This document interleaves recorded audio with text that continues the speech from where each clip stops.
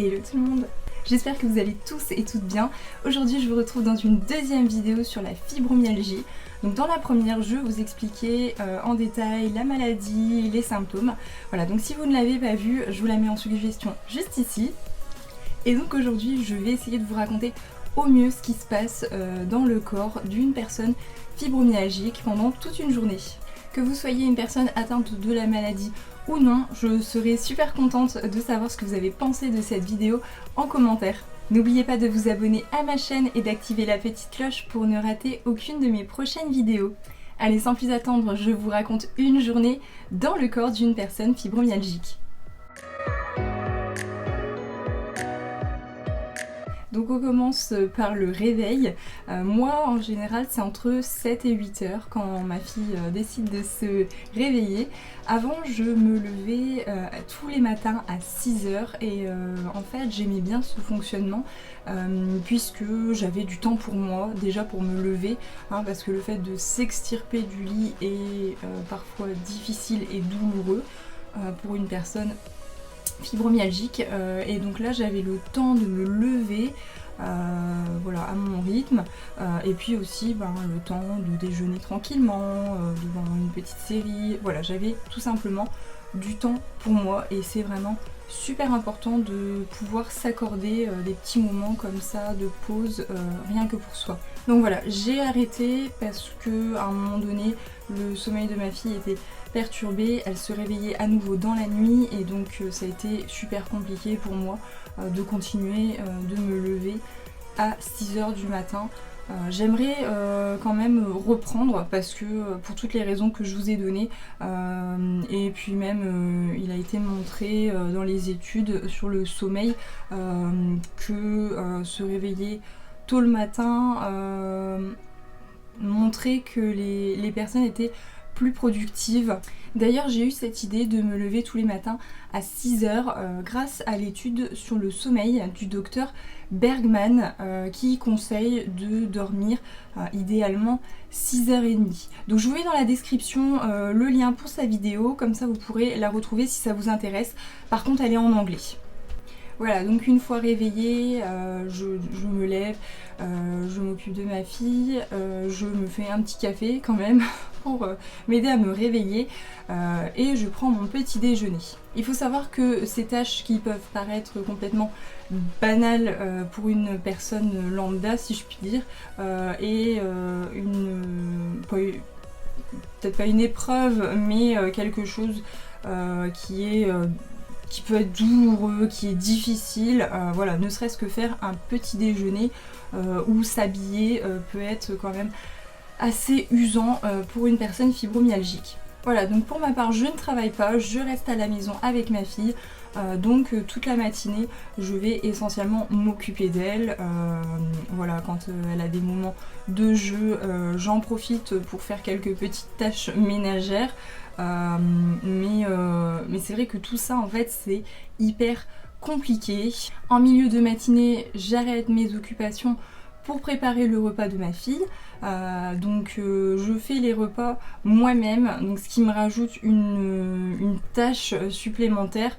Donc c'est vrai que ça aussi c'est fatigant, mais bon, j'ai décidé que je lui donnais des repas voilà, que je fais moi-même plutôt que de l'industriel. C'est un choix, je ne juge personne, mais voilà, moi j'ai décidé de faire ça, je l'assume, même si c'est douloureux pour moi. Donc ensuite vient tout doucement l'heure du repas, voilà, je donne à manger à ma fille puisqu'elle n'est pas encore en capacité de manger toute seule bien sûr, et donc moi je vais me faire à manger. Alors là c'est pareil, je me force très souvent à me faire quelque chose à manger puisque bon, le petit déjeuner en fait je m'embête pas, je prends un biscuit petit déjeuner, voilà, j'ai rien à préparer. Le déjeuner c'est autre chose, en général je dois le faire moi-même et voilà, souvent c'est à nouveau quelque chose de douloureux, de très fatigant. Donc la plupart du temps pareil, je ne m'embête pas, je fais quelque chose de hyper rapide comme des pâtes, voilà, quelque chose de super simple. Mais du coup c'est vrai que c'est un peu frustrant parce que j'arrive pas toujours à manger aussi équilibré que je le voudrais, puisque j'ai vraiment envie de limiter le temps passé en cuisine à me faire quelque chose à manger, surtout que c'est quelque chose pour moi toute seule, donc voilà, je fais au plus vite, clairement. Voilà, donc la journée continue. Souvent après le déjeuner, j'ai quand même un gros coup de barre et ça c'est des fois c'est super dur, puisque bon, comme je vous l'avais expliqué dans ma vidéo sur la fibromyalgie, souvent elle est accompagnée comme symptôme majeur d'une fatigue chronique, et moi c'est le cas. Je me réveille épuisée, je me couche pire qu'épuisée, je sais pas si c'est possible, mais enfin voilà, c'est un peu mon ressenti. Donc c'est vrai que quand j'ai un gros coup de barre comme ça, souvent c'est donc après le déjeuner et en fin de journée, vers 18h, ouais, je commence vraiment à bien fatiguer. Donc là en début de journée, c'est vrai que souvent c'est dur. Voilà, il faut que je prenne un petit peu de temps pour me poser, voilà, dans le canapé, essayer de reprendre un peu mes esprits, entre guillemets. Tous ces moments de faiblesse, c'est hyper dur, je pense surtout quand on est maman, parce qu'on a du mal à consacrer le temps qu'on voudrait consacrer, l'énergie aussi qu'on voudrait consacrer à nos enfants. Il y a des choses parfois qu'on n'est pas capable de faire, par exemple aller se promener, parfois j'en suis juste incapable, faire des jeux, voilà, c'est vrai que c'est super compliqué des fois à gérer, surtout avec des petits bouts de chou. Donc on continue la journée, l'après-midi.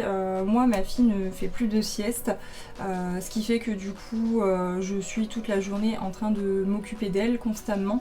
Mais voilà, comme je disais, le matin quand elle a des petits moments de jeu, j'en profite pour rester à côté d'elle et faire un petit peu de tâches ménagères, même si c'est à nouveau difficile. Voilà, je le fais parce qu'il n'y a pas vraiment le choix. Après, selon les jours, j'ai un drive par exemple à aller récupérer, donc voilà, je dois sortir, je dois préparer ma fille, préparer les sacs, sac à langer, sac à main, donc ouais, tout ça c'est de l'organisation. Alors pour certaines mamans ça peut paraître complètement banal, mais c'est vrai que pour nous les personnes atteintes de fibromyalgie, c'est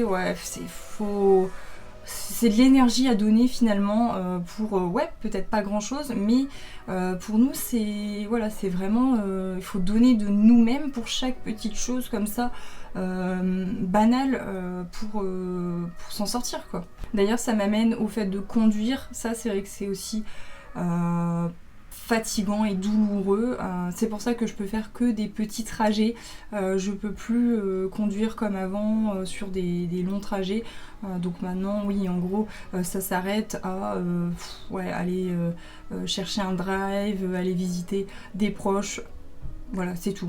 Tout au long de la journée, on rajoute bien sûr les différents symptômes que je vous ai expliqués dans la première vidéo. Ça peut être les vertiges, les acouphènes, les maux de tête, voilà, c'est divers et variés. Donc à nouveau, n'hésitez pas à visionner la première vidéo pour en savoir plus sur les symptômes qui viennent s'ajouter dans la journée. Et souvent je pense aux personnes qui travaillent et je me dis quand même ouais, vraiment force à elles, parce que voilà, il y a des moments, il y a des jours, c'est tellement dur avec la maladie que je me dis être comme ça, pas bien au travail, ouais, vraiment ça doit être super compliqué à gérer. En fin d'après-midi, je commence à préparer le repas de ma fille, puisqu'elle mange souvent vers 18h, 18h30.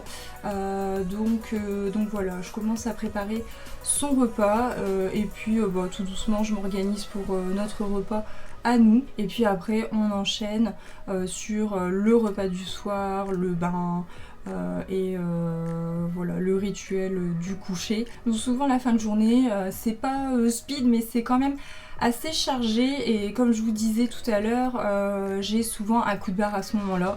Comme par hasard, ça tombe vraiment pas bien, donc c'est là que je dois vraiment donner encore plus de moi-même, et que je dois utiliser toute mon énergie pour aller jusqu'à la fin de la journée. Donc après avoir couché ma fille, je fais notre repas du soir, je mange et bien souvent après je mets toutes les machines, donc lave-vaisselle, lave-linge et sèche-linge en route, puisque comme je vous l'avais expliqué aussi dans ma vidéo, ma routine soin du linge, j'ai des heures creuses la nuit, donc j'en profite pour mettre toutes mes machines à tourner à ce moment-là. D'ailleurs, si vous n'avez pas vu non plus cette vidéo, je vous la mets juste ici pour que vous la retrouviez en un clic. Puis enfin vient l'heure du coucher, l'heure tant attendue. Pour moi en tout cas, en fin de journée, j'ai qu'une hâte, c'est de pouvoir aller me coucher, puisque mon corps entier hurle de douleur et je suis juste au bord de l'épuisement total. Donc souvent c'est vers 22-23 heures, pas plus, j'essaye pas plus parce que sinon après le lendemain c'est vraiment hyper compliqué pour moi. Donc idéalement 22 heures après avoir fait toutes mes machines, je vais me coucher et je pars pour, je l'espère, une bonne nuit. Certaines nuits sont bien, on va dire, je ne me réveille pas trop. En général, une bonne nuit, je dirais que je me réveille, soit pas du tout idéalement, mais ça fait hyper longtemps que ça m'est pas arrivé. Je dirais qu'une bonne nuit, c'est se réveiller 2-3 fois, pas plus.